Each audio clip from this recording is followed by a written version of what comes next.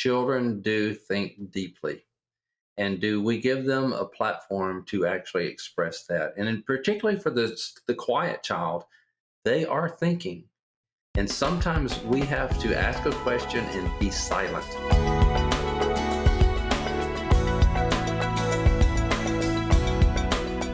So you were talking about the importance of exposing our kids to different things.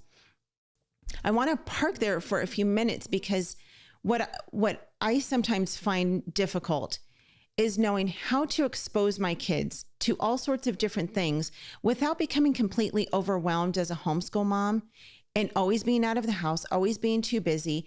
And especially if you have more than one child, that can become very overwhelming. If you've got 4 kids or 7 or 8 kids and you're trying to expose all of them to different things, oftentimes those are outside of the home. So you had 4 kids. How do you balance and in a healthy way expose your kids to different things without overwhelming them or yourself? Well, yes, you can do things in a way that really overwhelms you, but there are simpler approaches, and that's what we have to do. First of all, you cannot do everything that comes to your mind, okay? Because we dream big, and so accepting what you can do is a good start. So some things that we did, having people in your home. If there's someone visiting your church or your community or things like that, have a meal just for them to come into your home and have your children hear what they're doing. That is one way to expose people to expose them to other careers and ideas and thoughts and different things. So sometimes it's that. And maybe it's not a meal, but they just stop by for the children to play together.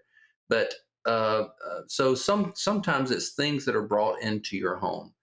Other things that we did was with a variety of organizations, whether it was 4-H or whether it was Scouts or the homeschool group, field trips, those things do lead to them being exposed to the radio station or to the municipal services like fire and police and all of that. And so those all play a role, and they don't have to be real hard.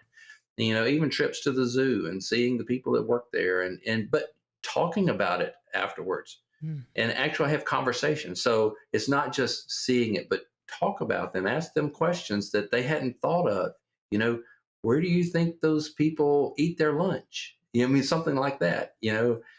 So it's just guiding their thoughts in what you do experience. And there are so many things that you encounter all throughout your normal day. The grocery store, people that work there, you passing people driving trucks. Do you talk about those things? And so sometimes it is exposing them just as you're going along, as you rise up, as you lie down, as you walk by the way, as you sit in your house, all those things. And it really goes back to conversation. Do you bring it up and have them think about it and respond to it in some way and go, what do you think about? And then just ask a question. It needs to be open-ended. Yeah. So do you like that? It's, what do you think about that guy driving that truck? And just let them talk. And so it's just helping them to guide their thoughts. We mentioned in the first episode that you have a new book. It's called Parenting with Influence. And in the back of this book, I love that it's Appendix A, and it's open-ended questions and conversation fuel. And you actually have it separated by, you've got preschool ages, elementary ages, preteens, and teens.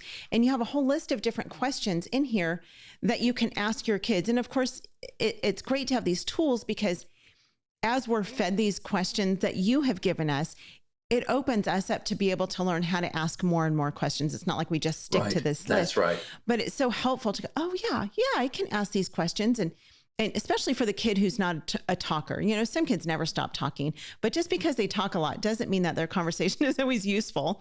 Some kids just talk and just want to hear their voices all the time. and they're not very thoughtful about what they're saying. But then some kids are just very quiet and they're not going to express themselves or what they're thinking because they're such deep thinkers. And so these questions are great in the book because I was reading through them and I thought, man, these are fantastic for just getting kids to think through life. And so it's funny because when I asked that question, I actually wasn't even thinking about this part of the book. And when you said, I thought, yeah, that's great. Like preteens, just some of the questions on here was, what do you wish was true about you? Well, that's kind of a deep question that makes a preteen, you're talking, 11, 12 years old, think about, what do I want to be true about myself as a person? And that's not a question that any kid would naturally think about themselves. The reality is children do think deeply. And do we give them a platform to actually express that? And particularly for the quiet child, they are thinking. And sometimes we have to ask a question and be silent, and wait.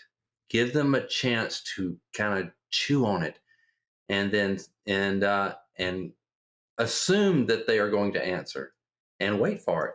So the pattern of questions that I put in that section was just to show how to, what are some components of the questions. I chose some topics and some sample questions, but it's how to ask an open-ended question and what are some examples. And then you'll find your own. Once you can start with the ones that I've written, and then you find your own way of asking and things that fit your child specifically. Homeschool Insights is sponsored by CTC Math. If you're looking for a great online math program, visit ctcmath.com and try it for free. For more great homeschool inspiration and resources, listen to the Schoolhouse Rocked podcast every Monday, Wednesday, and Thursday.